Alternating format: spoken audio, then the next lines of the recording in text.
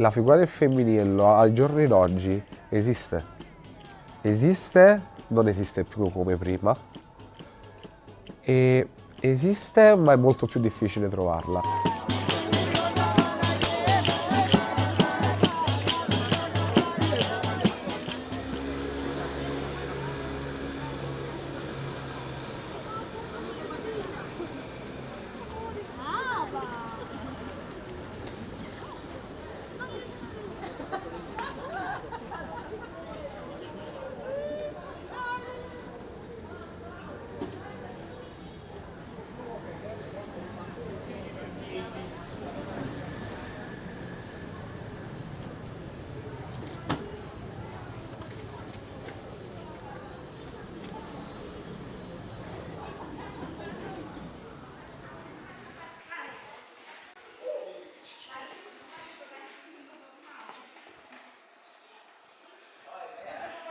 I miei genitori, essendo dei quartieri spagnoli, sono abituati a delle realtà.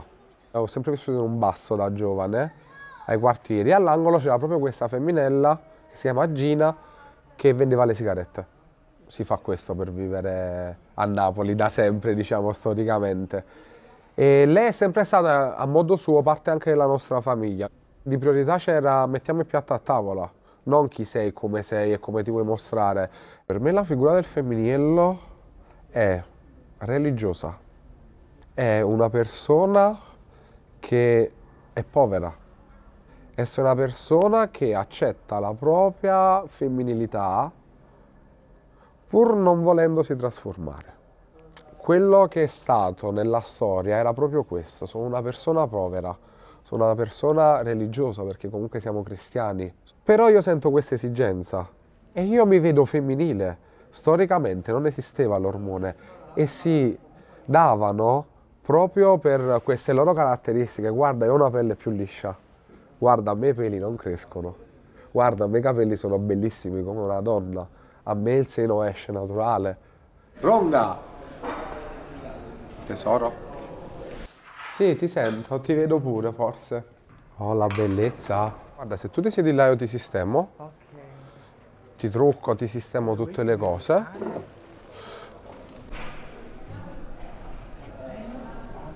Vengo da un paesino che è della provincia di Napoli e vivere in un paesino è difficile perché tutta la gente ti conosce, cioè nel mondo dell'altro sarai sempre sulla bocca degli altri. Già mi prendevano in giro dall'asilo e poi all'età di 7 anni iniziai a fare la danza. Inizialmente non volevo farla, ero stanca proprio di sentire la gente che mi diceva tu fai danza, quindi sei omosessuale. Io la mia omosessualità non l'ho mai accettata, cioè nel senso non l'ho accettata fin da subito, l'ho accettata all'età di 18 anni credo. Poi c'è stata la mia femminilità che è cresciuta, perché sono sempre stata femminile da quando ero omosessuale. Mia mamma lo sapeva, io glielo dissi, gli dissi che ero omosessuale e lei mi disse, iniziò a piangere. Anche le mie sorelle. Mio padre invece non l'ha mai saputo. Cioè mio padre ancora ad oggi non sa di me. Non lo sa perché l'ultima volta che lo seppe, appunto perché lui è della provincia, cioè di un piccolo paesino,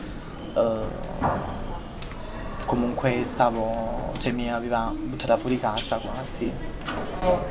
Quindi continuo a tenerlo nascosto perché non è facile essere buttata via di casa e fare la prostituta per strada. Cioè, è uno stereotipo che già c'è e io non voglio ammirare a questo. Però a volte per sopravvivere Si fa quello che serve.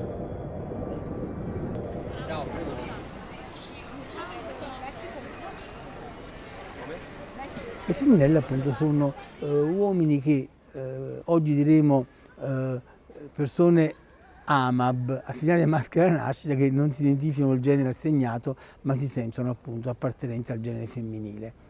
Oggi il termine è un epiteto certamente, come dire, Anche all'epoca a Napoli se nascevi in quartieri popolari eri Femmanella, ma se vivevi, credo, nei quartieri alti non eri certamente chiamato Femmanella, insomma, no. Oggi l'epiteto ha anche un po' considerato un insulto e parlare di una persona un po' effeminata.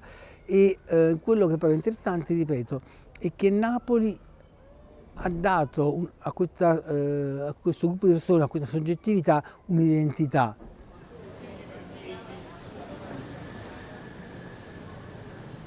Ma forse in questo momento mi viene in mente una metafora, quella del disco 78 giri, che diciamo è un disco che può farti ascoltare dell'ottima musica, se hai poi un giradischi però dell'epoca.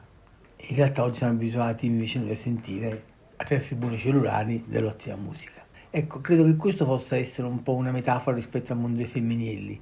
È un mondo che era, che è stato, che aveva una sua connotazione chiara, precisa in certi contesti della città di Napoli, ma che oggi non è e non può più essere, perché si è trasformato attraverso la globalizzazione.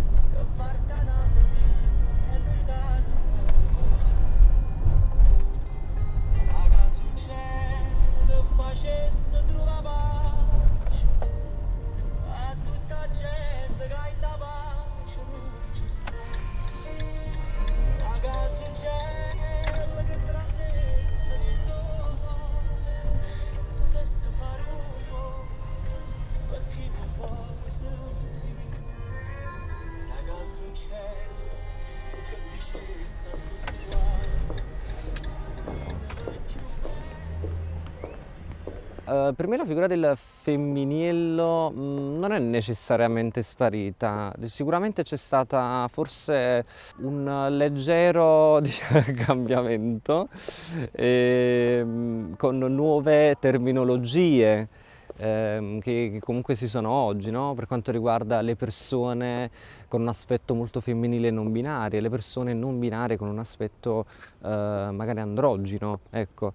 La figura del femminillo secondo me rappresenta qualcosa che va oltre gli stereotipi, oltre l'identità di genere. Io sento questa connessione con il femminillo, non la rinnego assolutamente perché è una cosa bellissima, è una cosa che fa parte di noi, fa parte di me e veramente mi batto tanto per questa causa, nel mio piccolo, nella mia quotidianità, quello sì.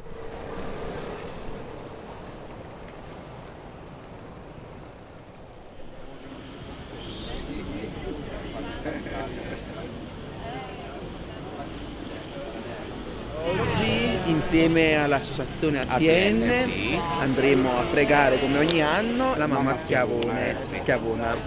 E la grazia che cerchiamo più importante qual è la pace? La pace per tutti i femminelli e non solo. Esiste ancora purtroppo tanto pregiudizio. Noi vogliamo pregare alla Madonna, alla mamma Schiavona, che non esistono più questi pregiudizi. E che perché maschio, femmina, femminile sono tutti quanto uguali. uguali.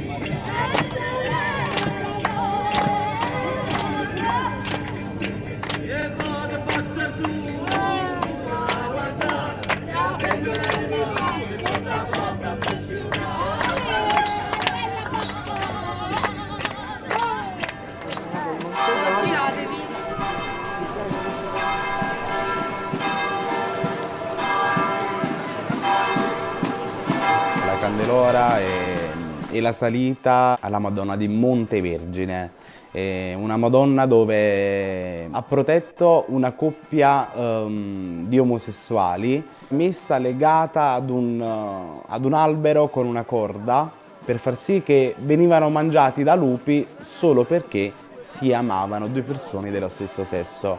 E allora insomma è avvenuta la discesa della Madonna, dove li ha liberati e li ha coperti con il suo manto.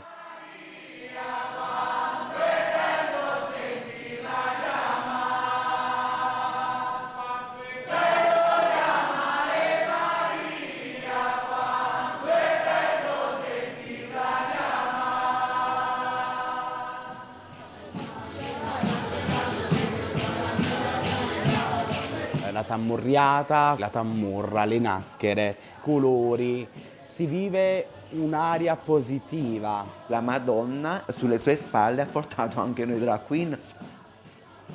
Pregare appartiene a ogni essere umano, famiglie con bambini, gay, trans. Se uno vuole pregare, o siamo femminili, o siamo gay, o siamo trans, la Madonna non ci giudica per gli abiti che portiamo.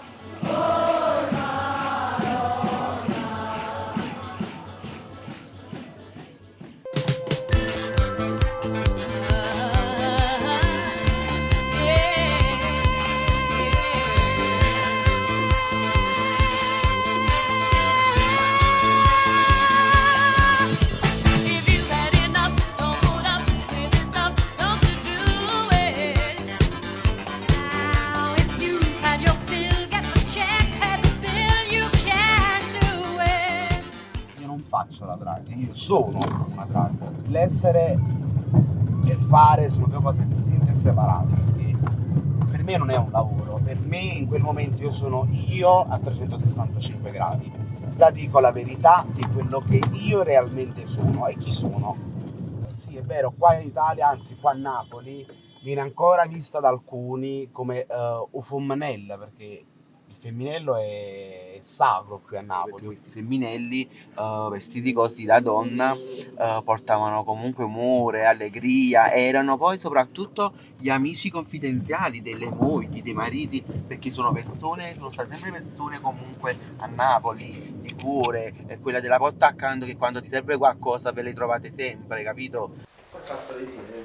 Abbiamo tutto documentato su YouTube. Un cagnolino di una drag, come si può chiamare?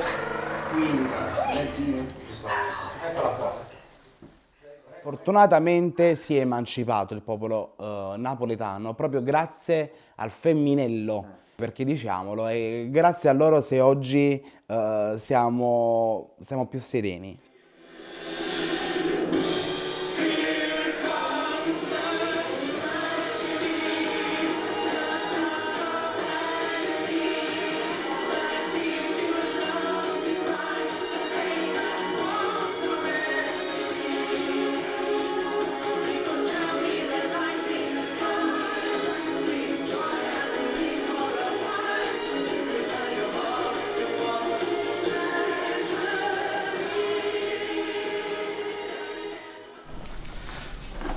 Questo è il nostro piccolo mondo. Ecco, questa è una collana dosata al Pride con questo cuore rainbow disegnato da me, tutti disegnati da me, gioielli. Ci sono più abiti da donna che di Ivan. Guardate, non è niente qua, ovunque nei abiti. Questo è una mantella, cappotto lungo, tutto paettato rosso e blu. Oggi i ragazzini e le ragazzine sono più avvantaggiati, perché oggi se scendi con un po' di smalto, con un po' di rossetto e matita, anche senza definirti, non ti prendono più in giro come prima. Però questo sempre grazie a chi ha lottato per noi. Il femminello è proprio quello che la cultura di Napoli si sono alzate le maniche, hanno sempre lottato. Anche se hanno poco, economicamente vivono nel disagio, ti danno il cuore. E quando viene a mancare uno dei femminelli, se ne sono morte tante, è sempre una perdita esagerata.